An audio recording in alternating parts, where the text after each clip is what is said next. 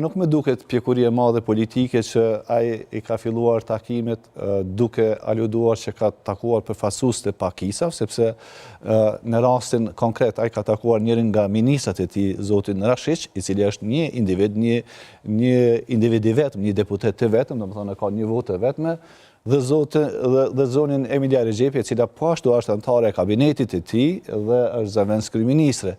Mirë po, e rëndësishme është që më në fund kryeministri ka filluar që zhvilloj negociatat me deputet të caktuar, me përfaqësues të partive të caktuara, mirë po të cilat deri në këtë fazë, duke i referuar këtyre 2 takimeve që ai ka bërë sot, nuk japin asnjë lloj garanci që kryeministri Kurti do të jetë në gjendje që të ndërtojë një qeveri stabile dhe me numra të mjaftueshëm për të pasur një mandat qeverisës të ashëm të plotë dhe pa të lashët. Çka quani qeveri stabile me numrat mjaftueshëm? Sa janë ata numrat mjaftueshëm?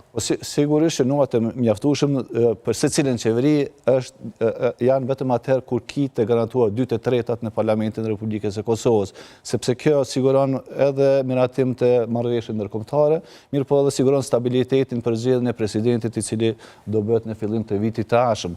Mirë po mendoj që bazuar në rezultatin zgjedhor, pavarësisht se kush do të jetë ndërtuesi i qeverisë së ardhshme, a do të jetë kryeministri Kurti apo një mandatar i dytë, në rast se ky do dështojë që të ndërtojë qeverinë, do ta ketë të vështirë ose të pamundur që të sigurojë 2/3 e Parlamentit të Republikës së Kosovës në favor të një koalicioni. 2/3, megjithatë zgjedhjet parlamentare dhe Parlamenti zgjedh qeverinë fillimisht dhe jo rastisht edhe në Kushtetutën e Republikës sonë është caktuar që mandati i qeverisë të jetë 4 vjeçar dhe të mos përputhet domosdoshmërisht me mandatin e presidentit, pikërisht për t'i bërë si të ndara këto 2 poste.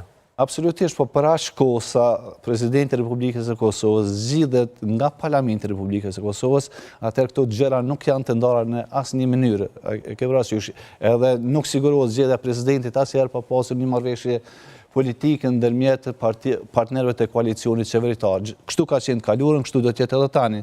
Në mungesë një marrëveshje të tillë e cila siguron zgjedhjen e presidentit, sigurisht që çfarëdo qeverie që do ndërtohet do të jetë e dopt. Mirë po në anën tjetër, përvoja do ju po thoni apo vetëm me Kurtin? Çfarëdo, po flasim gjithmonë për 2 opsione, sepse nuk e kemi opsionin e opozitës. Nuk e kemi 10 opsione, kemi vetëm 2 opsione. Opsionin e parë që i takon kryeministrit Kurti dhe opsionin e dytë që mund t'i takojë një partie të dytë apo të tretë, varësisht se çfarë negociatesh do të ketë ndërmjet partive opozitare.